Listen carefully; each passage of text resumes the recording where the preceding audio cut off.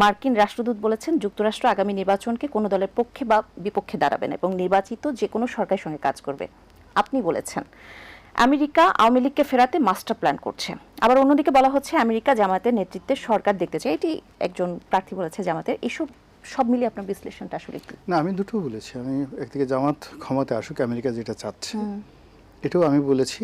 তারপর আমেরিকা এই মুহূর্তে চাচ্ছে যে একটা ইনক্লুসিভ নির্বাচন হোক এবং সেই নির্বাচনে আওয়ামী লীগ আসুক।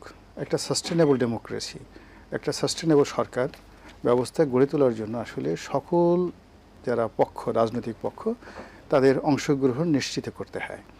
তো এখানে আওয়ামী লীগের মধ্যে একটা বড় দল যাদের একটা ব্রুট মেজরিটি রয়েছে, যে মেজরিটিটা কেবলমাত্র বিএনপির সঙ্গে তুলনীয়।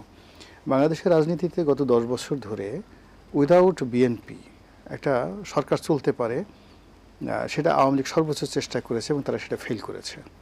তো একইভাবে যদি আবার আওয়ামী লীগকে বাদ দিয়ে কেউ এরকম চেষ্টা করে তাহলে তার পরিণতি একই রকম হবে। এটা আমরা যেভাবে বাংলাদেশ থেকে বলছি, আমেরিকাও সেই জিনিসগুলো ভালো মতো বুঝতে পেরেছে।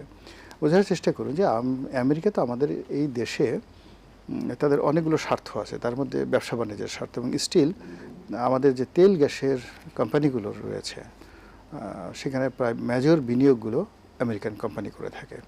তো এখানে যদি একটা ভালো সরকার থাকে তাহলে তারা ব্যবসা সুন্দরভাবে করতে পারবে, আর যদি ভালো সরকার না থাকে তাহলে তাদের যে বিনিয়োগ, সেই বিনিয়োগটা উঠবে না। তো আমাদের পার্টনার হিসেবে, মানে উন্নয়ন পার্টনার হিসেবে, অংশীদার হিসেবে তারা এটা চাইতে পারে। তো সেই দিক থেকে তারা অনেক আগের থেকেই বলা হয়ে থাকে যে তাদের সঙ্গে কোনো রাজনৈতিক দলের কোনো রাজনৈতিক ব্যক্তিবর্গের সম্পর্কটা ভালো ছিল না। অন্যদিকে আওয়ামী লীগের সঙ্গে তাদের একটা টানাপোড়েনের সম্পর্ক ছিল, ভালোও ছিল কখনো কখনো, মন্দও ছিল কখনো কখনো। এখানে এখন তো ব্যক্তিগতভাবে যেমন ডেমোক্র্যাট গভর্নমেন্ট যখন এলো তখন শেখ হাসিনার সঙ্গে, তার সরকারের সঙ্গে জো বাইডেনের ভালো সম্পর্ক ছিল, কিন্তু বিল ক্লিন্টন, হিলারি ক্লিন্টন এদের সঙ্গে সম্পর্ক ভালো ছিল না। আমরা এই যে সুষ্ঠু একটি নির্বাচনের কথা বলছি এবং যেটি বলছিলেন শেখ ফরিদ আহমেদ, মানে এই বিষয়টিকে আসলে কিভাবে নিশ্চিত করা যায়? নির্বাচন কমিশনের এক্ষেত্রে ভূমিকাটা কি হওয়া উচিত? মানে আসলে একটা সময় কি নির্বাচন কমিশনের যে আইনটা করেছিল, সন্ত্রাসীরা একটা কাজ করে ব্যালট বাক্স নিয়ে তারা হুন্ডাই করে বা একটা যান্ত্রিক গাড়িতে করে পালিয়ে যেতে পারে।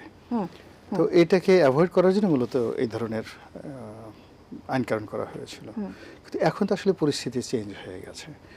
আপনার টেকনোলজি এত আধুনিক হয়ে গেছে যে ভোট কেন্দ্রে ঢুকে সিসি ক্যামেরার কে অতিক্রম করে কেউ একটা ব্যালট বাক্স ছিনতাই করে তার হুন্ডাই করে সেই ব্যালট বাক্স নিয়ে 1970 সনের মতো পালিয়ে যাবে, এটা অসম্ভব একটা বিষয়। ফলে 1970 সনের বা পাকিস্তান জমানার বা যখন কোনো গাড়ি ঘোড়া ছিল না, চুরি ডাকাতি রাহাজানি হতো, সেই আইনটিকে এই মুহূর্তে আমার কাছে মনে হচ্ছে এটা আমাদের শেষ করতে হবে। একদম শেষ বার্তা হিসেবে ছোট্ট করে যদি একটু বলেন। শেষ বার্তা হলো যে সবকিছুর ঊর্ধ্বে দেশপ্রেম। অবশ্যই ভালো কিছু হোক, গণতন্ত্র ফিরে আসুক, আমরা যে আশঙ্কাগুলো করছি আশঙ্কা মিথ্যা প্রমাণিত হোক। অসংখ্য ধন্যবাদ আপনাকে।